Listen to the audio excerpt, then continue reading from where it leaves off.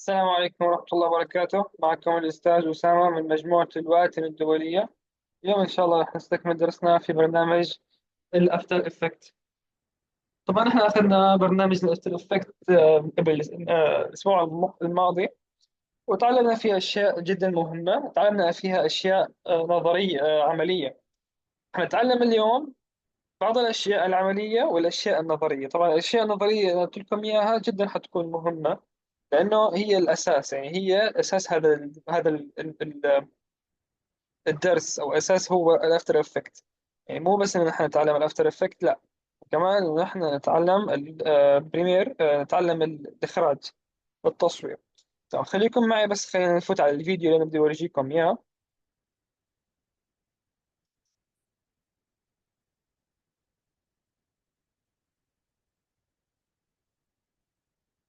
دقائق بس. هو فيديو بيتكلم عن الإخراج والتصوير، جدا جدا مهم. راح أدور عليه. نبلش.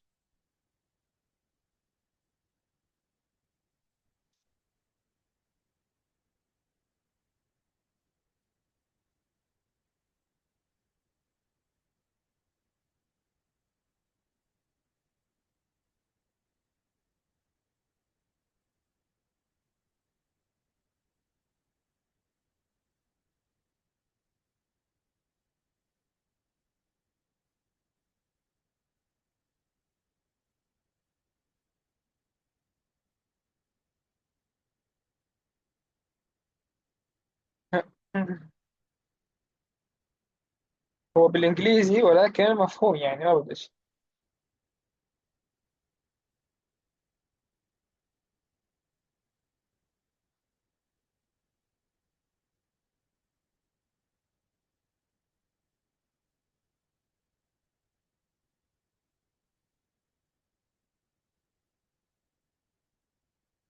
مشكلة. وين بدأ الفيديو؟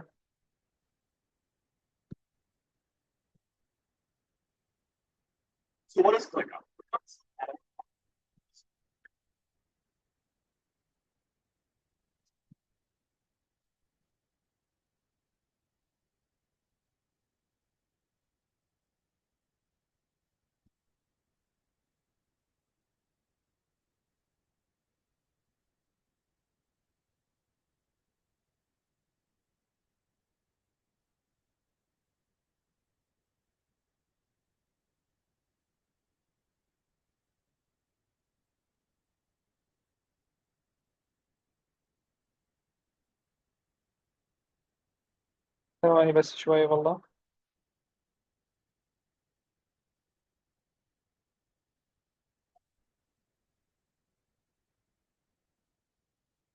أيوه.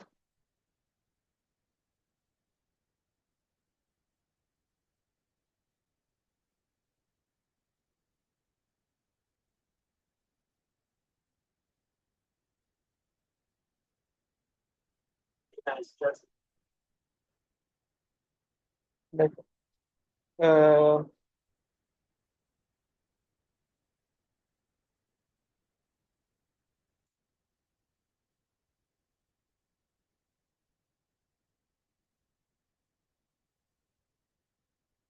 بس ممكن سينما.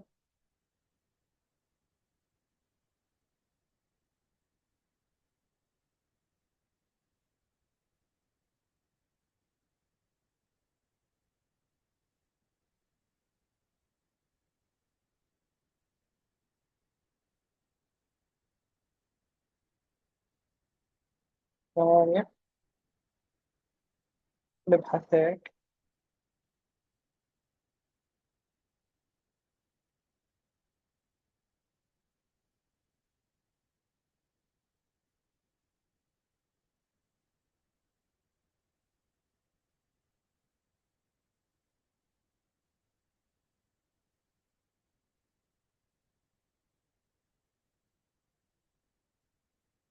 أعتقد هذا هو.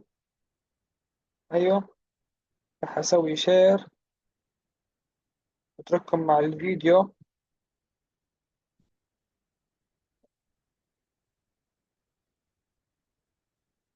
له شير صار.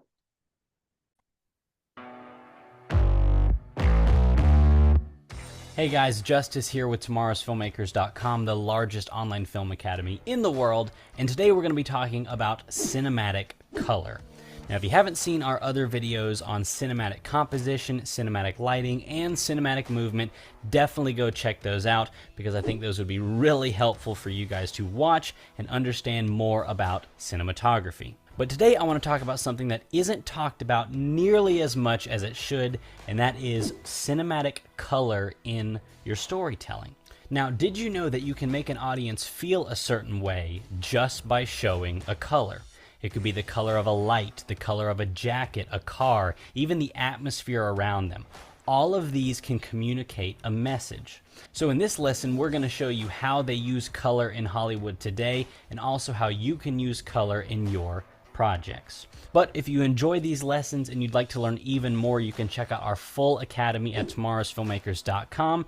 We have over 1,000 training videos and over 100 hours of content on every single filmmaking subject you can imagine, just like this. We have had over 10,000 students join our academy and they are loving it. And right now we are doing something we have never done before, and we are running an insane sale of only $97 for our lifetime membership to our award-winning online film course. So if you want to take your filmmaking to an entirely new level and learn all about filmmaking from professionals in the industry, click the link in the description and head on over to tomorrowsfilmmakers.com to learn more.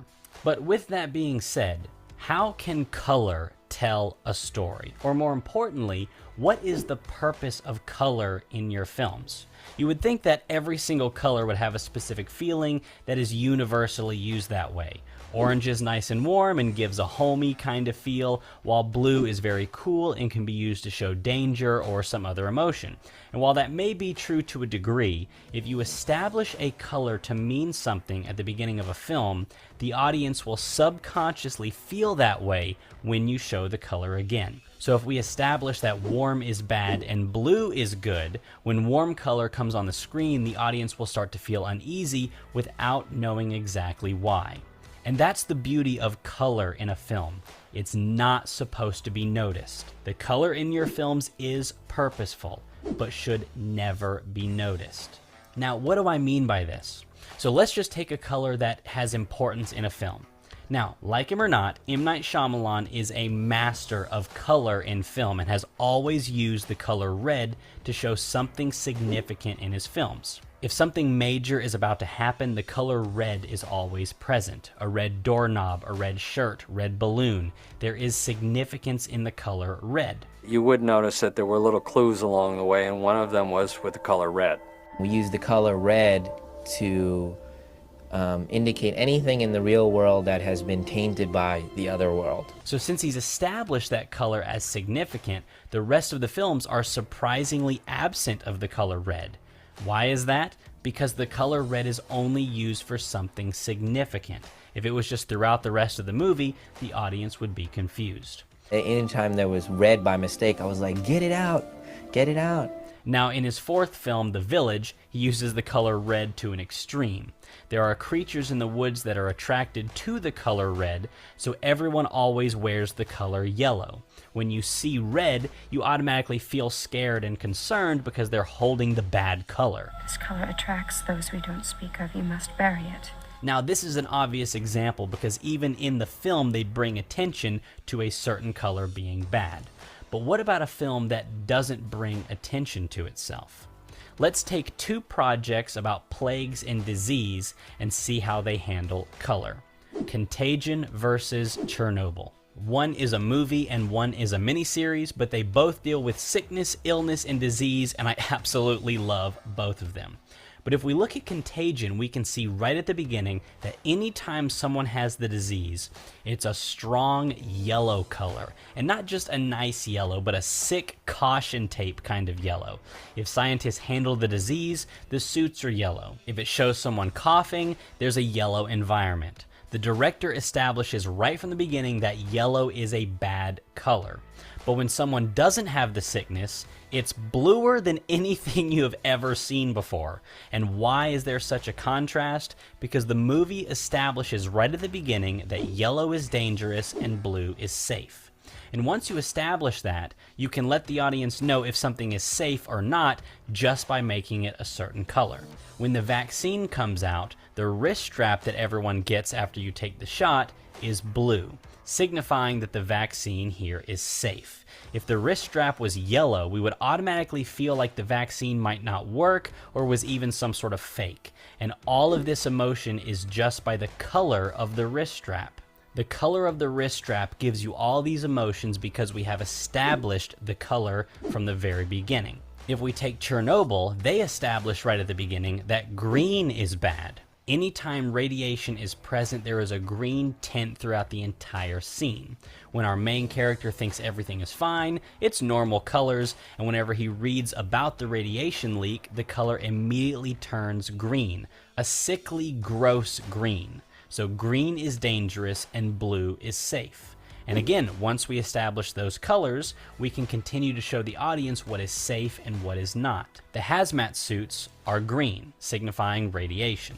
When she visits her husband in the hospital, the curtains are a nice white, but whenever he is dying of radiation, the curtain becomes an eerie green. The sanitation trucks that clean the radiation, they are blue, signifying that this is safe. The captain, who wears green for the entire runtime, has to convince a group of men to move radioactive rocks from the roof. While he's doing that, he's wearing green. When the job is finished, all of a sudden he's wearing blue. This shows the audience that the job they're about to do is dangerous, and then whenever it is done, the danger is now over and it is safe. 3 men are tasked with disposing of radioactive animals, and the truck they drive is blue, which is safe, yet the truck bed with all the radioactive animals is green. This two-tone color of this truck was not by accident. It's showing us that in the cab is safe and whatever is in the back is not. Both of these films communicate danger and safety to the audience by establishing dangerous and safe colors at the beginning and using them throughout the entire runtime. But like I said at the beginning, the thing I love about color in film is that yes, I'm bringing attention to it, but when you watch it, this is not something that you ever notice. This is a subconscious message communicated to the audience. So when the audience sees someone walk into a green room in Chernobyl, they don't think, there's green in this room, he should get out of there. Instead, they think, it's dangerous, he should get out of there. And the audience doesn't know exactly why they know there is danger in this room, but they just know it isn't safe. And we know it's because the director has established a good and bad color, and we are showing the audience the bad color in this room. This is not something the audience is aware of, but subconsciously this information is fed to the audience and determines exactly how they feel. Now, a franchise like Star Wars is an obvious example of the battle of colors, red versus blue, and we always know who is good and who is bad. In The Force Awakens, J.J. Abrams uses these two colors to visually show the inner struggle of Kylo Ren. As Kylo is trying to figure out what he should do and the decision he needs to make, we as the audience see the struggle visually with red and blue on either side of his face. When he finally makes his decision, we know what decision has been made before anything happens because the blue light fades away and we are left with nothing but red. Again, subconsciously giving the audience the information they need without the audience knowing. And color in film doesn't just have to be good or bad color. You can have a character associated with a color. This character is associated with blue, and this character is always associated with orange. When you see the two mix, you know that these two characters' paths are about to cross. In The Godfather, the color orange is always used to associate death. Not red, not blue, but orange. So before someone dies, the color orange is always present. And sometimes it's an overall hue to the scene, and sometimes it's more subtle, like actual oranges spilling across the frame whenever someone dies. In Breaking Bad, our main character Walt is always wearing bright colors at the beginning of the show, but towards the end of the show, as Walt starts to become more and more wicked, his colors start to get darker and darker. And in a very famous scene where he reveals the true nature to his wife and how dangerous he really is, he removes his red overshirt to reveal an even darker red undershirt, a visual representation of the darkness hiding underneath his already dark exterior. And all we have done is change the color of his clothing. In the movie Her, when our main character falls in love with an operating system named Samantha, the color red is always used to represent their relationship. Samantha is the color red, and when Theodore is around her or falling in love with her, he is wearing red or there is red around him. This represents that this operating system that he is in love with is affecting every part of his life, and he's not able to get away from it. When he finally realizes that many people are also experiencing what he is experiencing, we start to see others with that same red in their clothing. And when Theodore finally does get rid of Samantha, red is now absent from his life, and not only does he feel free, but we as the audience feels free. Red represents Samantha, and when their character is free from her, red is gone. But what about not just a certain color in clothing, but the absence of color, or more, the absence of saturation in clothing? In Secret Window, our main character and his wife are going through a terrible divorce, and they have lost all joy in life. So every piece of clothing that they have is faded and void of color. When they stand next to someone else, they stand out because their clothes are so faded. And this was done on purpose. Just get your shit and go. Here we go again.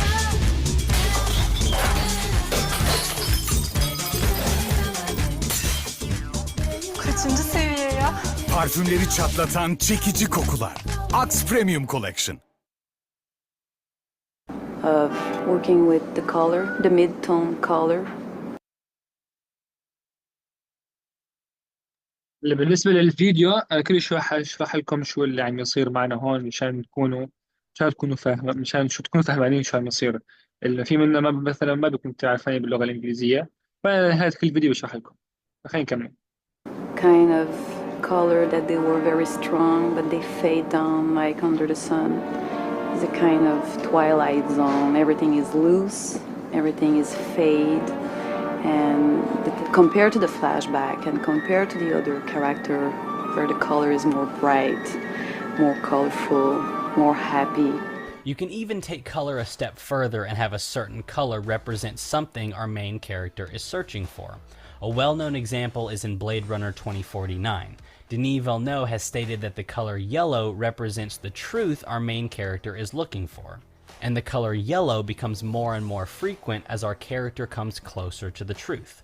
From a yellow flower to a small light in another room, or a small yellow light in the room where he is discovering more truth, and towards the end of the film when he finally finds what he's looking for, the entire scene is yellow, representing that he has finally found the truth he was searching for throughout the entire film. So as you can see, color is used in storytelling all the time, and it doesn't just need to be an overall wash of the image. It can be a specific item, a light through a window, an article of clothing, or even the absence of color in clothing. And to use color in your films is very simple. Just establish the color scheme at the beginning of the film and carry that throughout the entire project. If you choose blue as a bad color, then have your villain wear some sort of blue, or maybe when something bad happens, there's a blue light in the background. Establish the color at the beginning of the film, and then you are able to subconsciously make the audience feel a certain way without saying anything and without the audience even knowing about it. So I hope that you guys have really enjoyed this video and has helped you guys out on how to use color in your films to communicate to the audience. If you'd like to learn every single aspect of filmmaking, you can check out our full academy at tomorrowsfilmmakers.com. We have over 1,000 training videos and over 100 hours of content on every single filmmaking subject that you can imagine. If you want to go into the production side with weddings, real estate, music videos, commercials, we teach all about that. And if you want to go more into the narrative side with directing, storyboarding, storyboarding, acting. We teach all about that as well. And like I said at the beginning, we have been successfully selling this course with an $800 price tag for years, but for a limited time, we are offering it to you guys for only 97 bucks. Our award-winning $800 online film course is yours for only $97. So, as you're making your projects and as you're making your films, choose a color palette that you would like to follow and establish good and bad colors, or even just significant colors, or even communicate to. طبعا هذا هو أول فيديو. احنا عندنا تقريبا قرابة 3-4 فيديوهات، عندنا 5 فيديوهات لازم نشوفها. هذا أول فيديو بيتكلم عن السينماتيك كولر، اللي هي الألوان السينمائية. طبعا عندنا نحن بعد ما نصور الفيديو ونشرحه وبعد ما نمنتجه كل شيء، آخر شيء بيجي التلوين. مو بنص المونتاج. المونتاج بيكون أول شيء، آخر شيء بيكون تلوين الفيديوهات، لأنك أنت بتلون على راحتك. مثل ما تعلمنا بنحط مثلا إضافة adjustment layer جديدة، بنلون على راحتنا. فالتلوين بيكون آخر مهمة بالمونتاج. فطبعا لازم يكون عندنا اختيار الالوان المناسبه مثل ما حكى هون. لازم يكون في عندنا اختيار الالوان المناسبه للمشهد. يعني مثلا هذا المشهد ما نحط له نحن الوان من عندنا، يعني لازم تكون الوان مثلا داكنه زرقاء، ما يعني بهذا الشكل. يعني مثلا هم مثل احنا شايفين كيف قبل شوي هو حط انه كيف هو قاعد، يعني كيف التلوين هو اللي بيخلي الفيديو كله يتغير. يعني هون لو ما في تلوين حتلاقي الفيديو كله ابيض واسود، اما هذا الفيديو يعني مو ابيض اسود بس باهت، اما هون الفيديو كله ملون بطريقه احترافيه بحيث صار كله اصفر. يعني بيعطي روح للفيديو. هي بالنسبه للاول فيديو عنا وشرحه بسيط. هو اسهل فيديو عنا أو اسرع فيديو، ربع ساعه. فيديوهات عنا اطول. هلا حنشوف عنا الفيديو اللي بعده اللي هو فيديو الاوديو، السينماتيك اوديو. انه ثمن انه يعني شو اهم شيء عشان نحن نخلي The الصوت largest عنا يكون جدا ممتاز. طبعا نحن الصوت هو اهم من الفيديو. حتى لما نلاحظ نحن لو بنفتح على النتفليكس مثلا عم نشوف فيديو او عم نشوف فيلم ودقة الانترنت عندنا ضعيفة، نتفليكس بتخلي دقة الصورة ضعيفة وما بتخلي دقة الاوديو ضعيفة. يعني مستعد انك تخلي صورة دقة الفيديو ضعيفة، بس الصوت ما يكون دقته ضعيفة، لأنه الصوت هو نص الفيديو والنص الأهم. فالأوديو هو عنا أو online الصوت film عنا هو academy in the جدا world, مهم. and today we're talking about فحنشوف one of the هالفيديو most بعدين نحن نشوفها مع important بعض. things in your filmmaking career, and that is going to set you apart from all other filmmakers, and that is audio. Now, some people say that audio is half of video, but I would say that it's even more important than that, and I'll tell you why. As humans, we will forgive not so good looking video if the audio still sounds really good. But if the video quality is really good, but the audio quality is really bad, we are going to click off of that immediately. That's why if you're ever watching Netflix and your internet starts to lag, Netflix will automatically throttle the video quality before it ever touches the audio quality, because audio is that important. And since audio is that important, inside our full academy we have an entire cinema course just about audio. Inside that course, you'll learn all about what microphones you need to buy, how to mic different people in different situations, how to hide a mic in different types of clothing, and even how to set up all your audio on set. You can learn more about them inside our full course at tomorrowsfilmmakers.com. We have over 1,000 training videos and over 100 hours of content on every single aspect of filmmaking. We have had over 10,000 students join our full academy, and they are loving it. Now, right now, we are doing something we have never done before, and we are running an insane sale of only 97 bucks. Our entire lifetime membership to our award-winning $800 film course for only $97. So if you want to take advantage of this crazy deal, you can check out our website in the link below and head on over to tomorrowsfilmmakers.com to learn more. But today I want to give you guys the 8 steps that you need to take to improve the audio in your films. So instead of making audio an afterthought, take these 8 steps and you will be shocked at the difference that it makes. Step number 1 might sound simple, but you would not believe how many people don't do this, okay? Step number 1, is to get the microphone as close as possible without getting the microphone in the frame. If the top of the frame is here, but your microphone is way up here, you're just wasting precious space that you can get your microphone closer to the subject. Because the truth is, whenever the microphone gets closer to the subject, it's almost like having a volume dial for the background noise.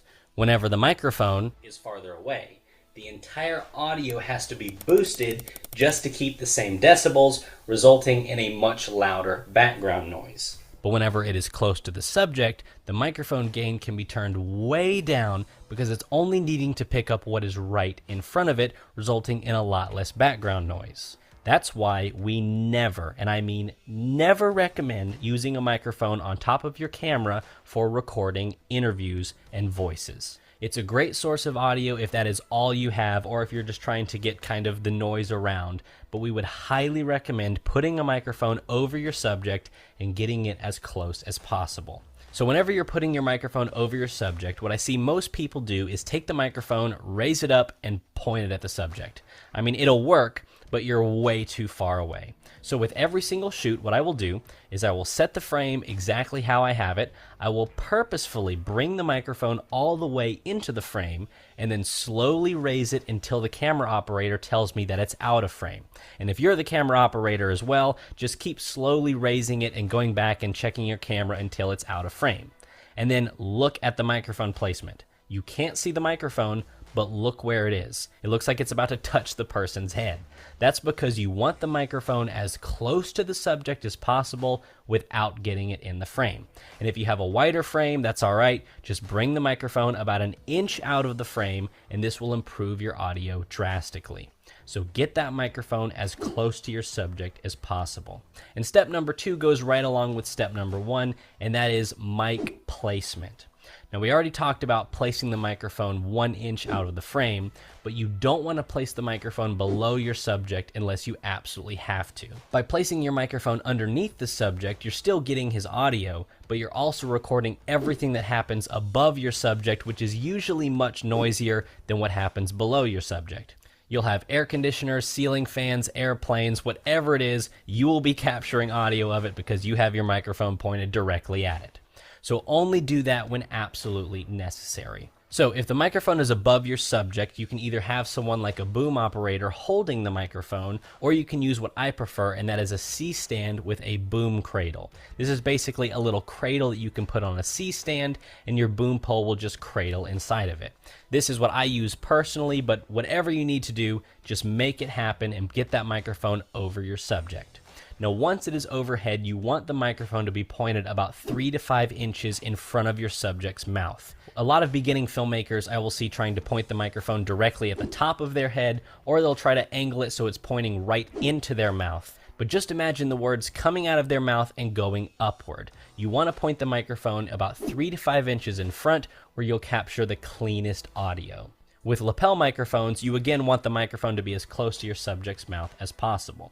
If you don't care about hiding the microphone, place it around their shirt collar, and if they're wearing a button-up shirt, just place it as close to the middle button as possible. If they have a tie, you can easily clip it to their tie, but never just clip it to their shirt. Not only does this look really horrible, but it will most likely ruin their shirt by leaving a permanent pinch mark. Now, if you need to hide the lapel mic, there are many different ways of doing this, but the most common way is to just tape it right under their shirt. Now, you can just use a piece of tape and tape it to their shirt, but we would recommend creating a lapel triangle mount with that tape. Now, there are so many different variations of this, but what you want to do is you want to take a piece of gaff tape, split it down the middle, and then you pretty much just fold it like you're either folding a flag or a paper football. With the sticky side up, you take the top corner, fold it down, then take that same corner, fold it down, and you just keep folding it until you have a triangle. Take the other piece, do the exact same thing until you have 2 identical triangles with the sticky side on the outside, and if they're different sizes, that's perfectly fine. You then sandwich them together with the microphone in the middle, being careful not to cover the actual mic capsule. Then you can put that on your subject, and it will not only keep the microphone in place, but it will also keep the subject's shirt from brushing up against it and ruining the audio.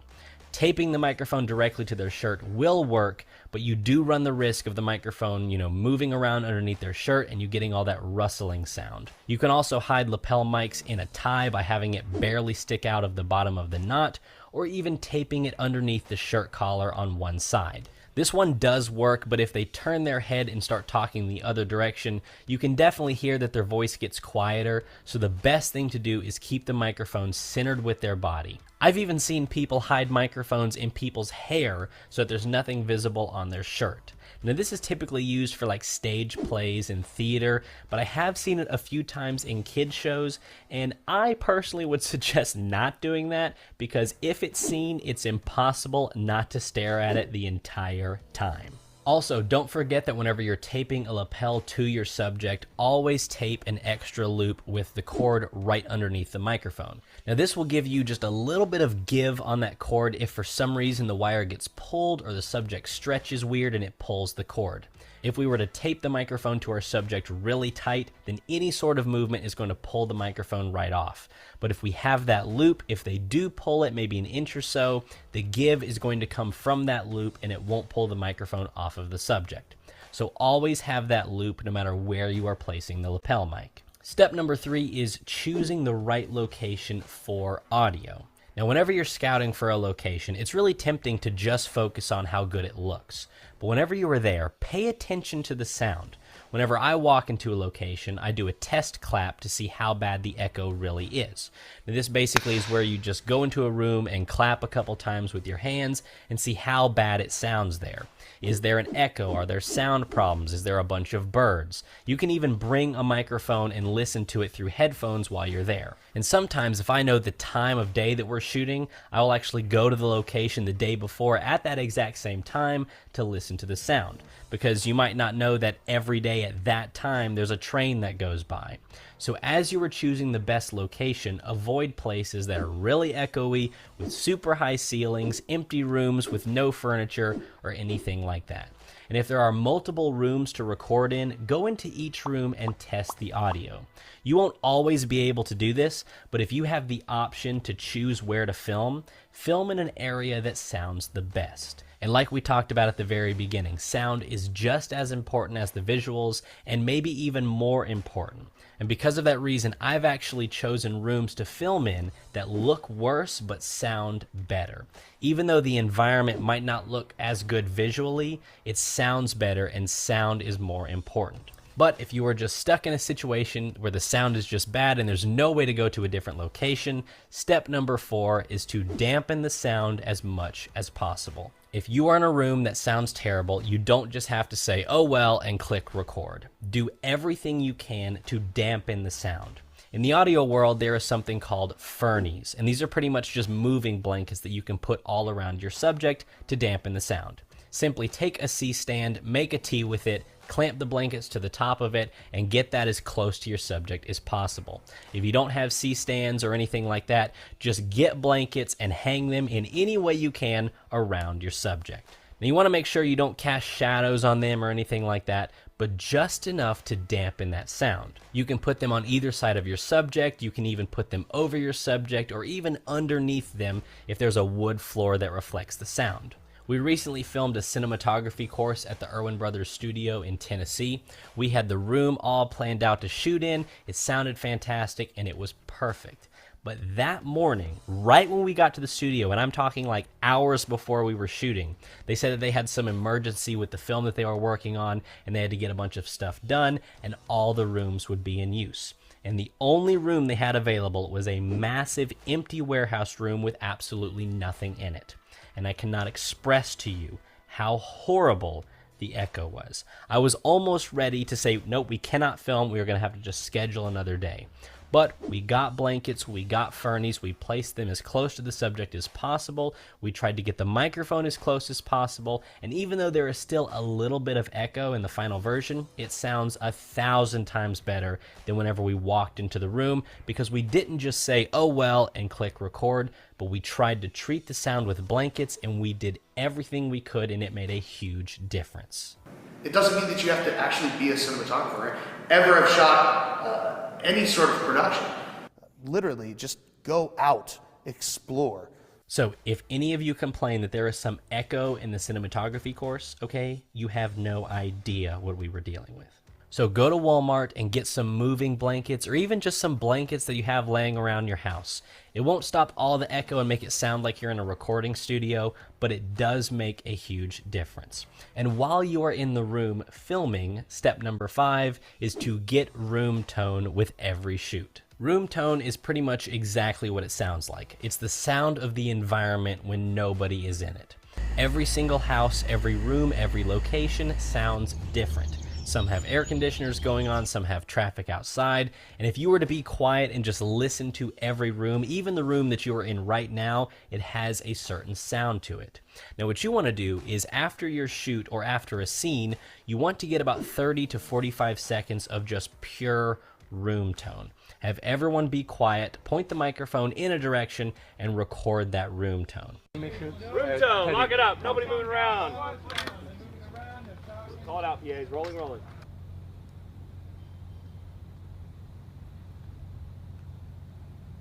They do this on feature films, smaller short films, and even interviews and corporate shoots.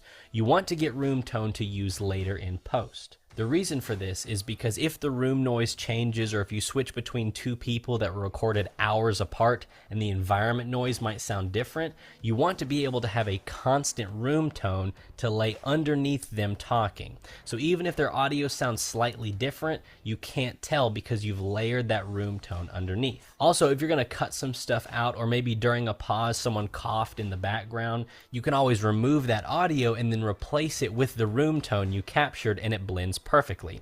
If you didn't have room tone, it would be impossible to cut anything out because it would just be dead silence. So no matter what you are shooting, have everyone be quiet and capture about 30 to 45 seconds of room tone, maybe even a minute long, so that you can use it in the edit and you'll be shocked at how necessary it is. Step number 6 is to use a dead cat or a windscreen. Now the number one enemy of a microphone is wind, and that's because when there's wind and a microphone, it'll sound all distorted and crackly. And unfortunately, if that happens when shooting, there is absolutely no way to get rid of it in post. The only way to fix it is to prevent it on site. Now microphones by themselves just look like this. It's a metal tube with absolutely no protection. Most microphones will usually come with a foam sleeve, and this does help with some wind noise, but only works to a certain degree. If you do have a microphone, always have one of these on to at least have some wind protection, but once you get into a little bit windier places, you're going to need a little bit more wind protection. And next is a dead cat or a wind screen. Now, I personally prefer the term dead cat because I hate cats, and just saying dead cat actually kind of makes me happy inside. And no, I didn't just make up that word. The actual filmmaking term for this is a dead cat. It's a really fuzzy sleeve that goes over your microphone and blocks out all the wind noise. The wind will hit all of the little hairs and disperse while still allowing you to hear audio from your subject. I didn't have one of these for a really long time, and I had to do many takes over and over again because the audio would crack from the wind. Now you can buy a somewhat cheaper one like this one that just goes over the front of your microphone, you know, $50 to $100, but whatever microphone you have, just type it in along with the word windscreen, and the one you need will pop up. But if you want to remove any sort of wind whatsoever, you can get a blimp for your microphone.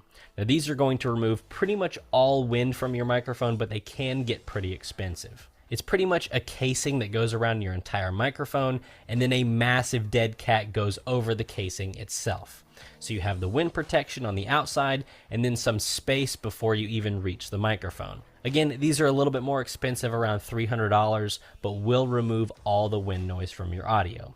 But if you don't have a dead cat, just try as much as you can to stay out of the wind. Sometimes I've been able to film next to a large building, and the building itself blocks most of the wind, and sometimes I've been able to just use my body as a shield against the wind. So I would definitely suggest buying a dead cat, but if you don't have one, just block the wind in whatever way you can. Step number 7 is your recording settings. Now we could talk forever about how to set up your field recorder and all the settings you need, but here are a few options that you need to be aware of and some things that you need to change. First thing we are going to do is go into the menu and make sure that phantom power is turned on. Phantom power means that the field recorder itself will power the microphone and does not rely on the power inside the microphone. Some microphones will actually come with places to put AA batteries in, but we do not want those batteries to power the microphone. The reason this is important is because when a microphone is running out of battery, it doesn't act like a camera. When a camera runs out of battery, the quality doesn't decrease as it's almost dead or something like that. Like a camera doesn't start to lose video quality and go from 4K to 1080p to 720p as it's running out of battery. It just shuts off completely when it's dead. But on the other hand, a battery-powered microphone will start to lose audio quality and start to hiss as the battery is starting to die. And many microphones don't have the ability to see how much power is left inside the microphone. So in the middle of the shoot, if the battery in the microphone is starting to die, it'll just start hissing. And you might not even be able to catch it whenever you're filming. Whenever you get back in the editor, you're wondering why there's a bunch of hiss in the audio, and it's because the battery inside the microphone was starting to die. So by using phantom power, you will not run into that issue. That way you can take all the batteries out of the microphones and power it 100% with the field recorder, and you will not run into that issue. So if your microphone takes batteries, don't use them. Turn phantom power on. And number 2 is your recording format. This is pretty much the quality option we set for our recorders. It's like selecting 720p or 1080p for video. We do that exact same thing with audio. If you come down here to recording format, there are 3 things to be aware of: the format, the kilohertz, and the bit depth. Now I won't go into all the science here, but WAV is going to be a larger file size than MP3 and will be the highest quality. An MP3 is a much smaller file size, but does remove some quality to get to that size. If you're into photography at all, it's kind of like shooting JPEG versus RAW. Next is the kilohertz number. Now you can see that it goes from 44.1 to 96. Now the industry standard is going to be the one in the middle, 48 kilohertz. Now I'm not going to get into the exact science with this, but the reason you don't shoot in 96 is because back in the day, anything other than 48 kilohertz, the audio would start to like drift away from the mouth over time. Now that isn't necessarily going to happen today if you choose 96, but the industry standard is always and has been 48 kilohertz, and everything plays back at 48. So choose 48 kilohertz because that is the industry standard.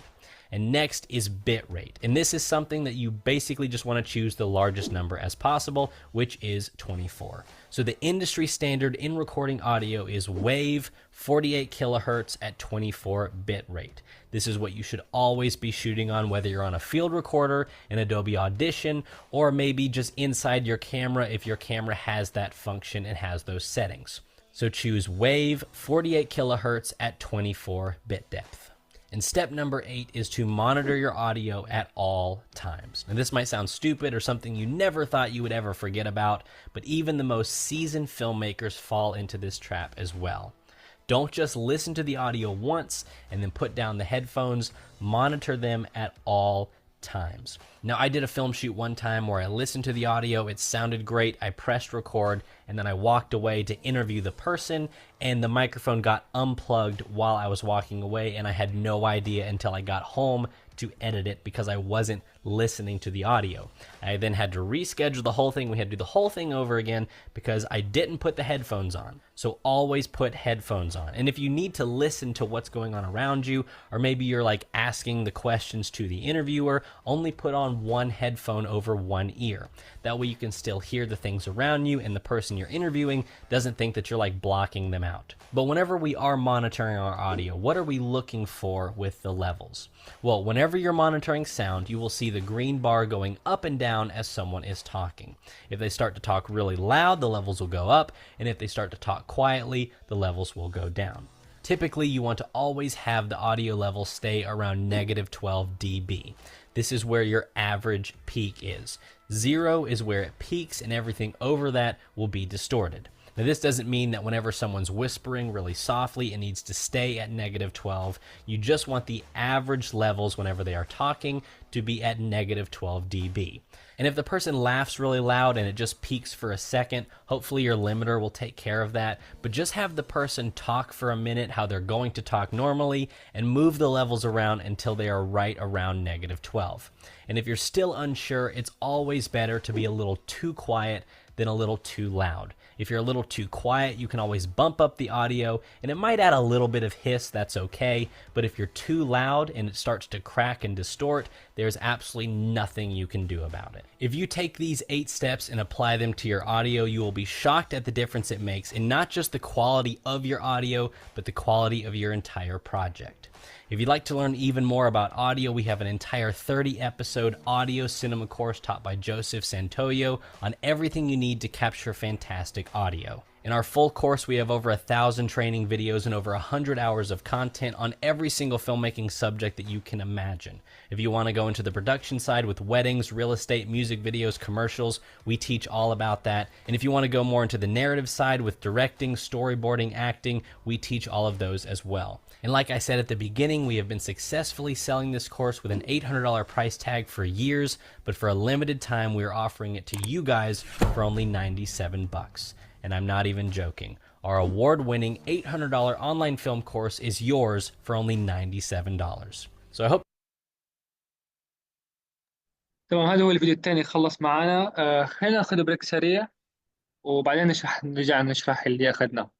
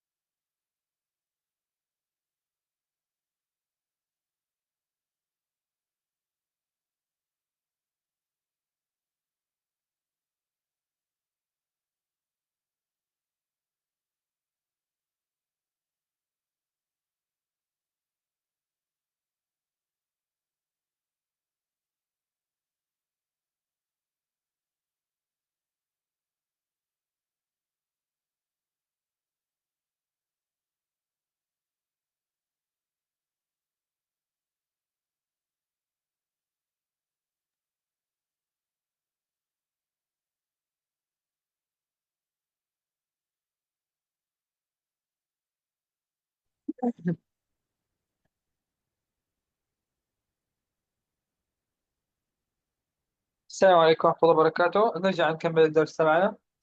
طبعا احنا أخذنا اليوم درسين أو فيديوهين جدا مهمين. أول فيديو واللي هو عن التلوين السينمائي بالإضافة إلى الأصوات أو الصوت السينمائي. خلينا نرجع شوي بس عند الفيديو نشرح الشغلات الأساسية، إنه في ناس يمكن ما فهموا معنا. طبعا هذا الفيديو عنا، بس نسوي شير.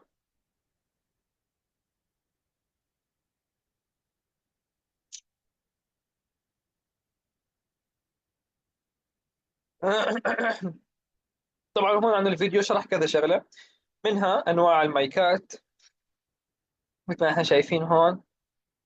شرح لنا أنواع مايكات مهمة انك تستخدمها اذا انت كنت حابب انك انت آه، تستخدم المايك معين، فهو اعطاك عدة مايكات معينة. هو طبعا حكى شوي عن الإضاءة، بس طبعا احنا عندنا الإضاءة فيديو خاص أعتقد حناخده غدا، اللي هو هذا هو الفيديو حناخده بكرة، اللي We هو had the room all planned out to shoot in. It sounded fantastic. أو شو بسموه الإضاءة السينمائية بالإضافة إلى الإخراج السينمائي. فعندنا هدول الفيديوهين جدا جدا مهمين إن إحنا نشوفهم ونتعلمهم سوا. خلينا نشرح شو حكى عنه. هو شرح أنواع المايكات، وهون شرح عنا كذا ستيبس هو شرحهم. Train that goes by. So as you were choosing the best location, avoid places that are really echoey with super high ceilings, empty rooms with no furniture or anything like that. And if there are multiple rooms to record in, go into each room and test the audio. You won't always be able to do this, but if you have the option to choose where to film, film in an area that sounds the best. And like we talked about at the very هو لما كنت حاب أحكي لكم أنا بشوي، لما تكون دقة الإنترنت عندك ضعيفة، نتفليكس بتسوي لك بتنوص لك دقة الكواليتي تبع الفيديو، مو دقة الكواليتي تبع beginning. الصوت. Sound is just as important as the visuals, and maybe even more important. And because of that reason, I've actually chosen rooms to هاي بالنسبة اللي film شرحت لكم إياها in أنا اليوم. the lapel mic. There are many different ways of doing this, but the most common way is to just tape it right under their shirt. Now you can just use a piece of tape and tape it to their shirt, but we would recommend creating a هاي بحكي لك لو lapel أنت عندك المايك العادي triangle mount يمكن with إنك تلزقه that tape. على Now there are so many different variations of this, but what you want to do is you want to take a piece of gaff tape, split it down the middle, and then you pretty much just fold it like you're either folding a flag or a paper football. With the sticky side up, you take the top corner, fold it down, then take that same corner, fold it down, and you just keep folding it until you have a triangle. Take the other piece, do the exact same thing until you have two identical triangles with the sticky side on the outside, and if they're different sizes, that's perfectly fine. You then sandwich them together with the microphone in the middle, being careful not to cover the actual mic capsule. Then you can put that on your subject, and it will not only keep the microphone in place, but it will also keep the subject's shirt from brushing up against it and ruining the audio. Taping the microphone directly to their shirt will work, but you do run the risk of the microphone, moving around underneath their shirt and you getting all that rustling sound. You can also hide lapel mics in a tie by having it كيف ممكن نحن نخفي المايك. barely stick out of the bottom of the knot, or even taping it underneath the shirt collar on one side. This one does work, but if they turn their head and start talking the other direction, you can definitely hear that their voice gets quieter, so the best thing to do is keep the microphone centered with their body. المهم احكي لك انه هاي الخطة انك تحطها هون مثل ما شايفين عند الأبة ممتازة، بس لازم انت ما تحرك راسك، انه اذا حركت راسك حيطلع صوت وشوشة. I've even seen people hide microphones in people's hair so that there's nothing visible on their shirt. Now this is typically used for like stage plays and theater, but I have seen it a few times in kids shows, and I personally would suggest not doing that, because if it's seen, it's impossible not to stare at it the entire time. Also, don't forget that whenever you're taping a lapel عم يحكي to لك your وين subject, خفوا always المايك. tape an extra loop with the cord right underneath the microphone. Now, this will give you just a little bit of give on that cord if for some reason the wire gets pulled or the subject stretches weird and it pulls the cord. If we were to بحكي لك tape the كيف انك microphone لازم to our انت subject تلفه مشان ما really يوقع. tight, then any sort of movement is going to pull the microphone right off. But if we have that loop, if they do pull it maybe an inch or so, the give is going to come from that loop and it won't pull the microphone off of the subject. So always have that loop no matter where you are placing the lapel mic. Step number 3 is choosing the right location for audio. Now, whenever you're scouting for a location, it's really tempting to نختار اللوكيشن الممتاز لنا. just focus on how good it looks. But whenever you are there, pay attention to the sound. Whenever I walk into a location, I do a test clap to see how bad the echo really is. Now, this basically is where you just go into a room and clap a couple times with your hands and see how bad it sounds there. Is there an echo? Are there sound problems? Is there a bunch of birds? You can even bring a microphone and listen to it through headphones while you're there. And sometimes if I know the time of day that we're shooting, I will actually go to the location the day before at that exact same time to listen to the sound. Because you might not know that every day at that time there's a train that goes by. So as you are choosing the best location, avoid places that are really echoey, with super high ceilings, empty rooms with no furniture, or anything like that. And if there are multiple rooms to record in, go into each room and test the audio. You won't always be able to do this, but if you have the option to choose where to film and want the microphone to be as close to your subject's mouth as possible, what I will do is I will set the frame exactly how I have it. I will purposefully bring the microphone all the way into the frame and then slowly raise it until the camera operator tells me that it's out of frame.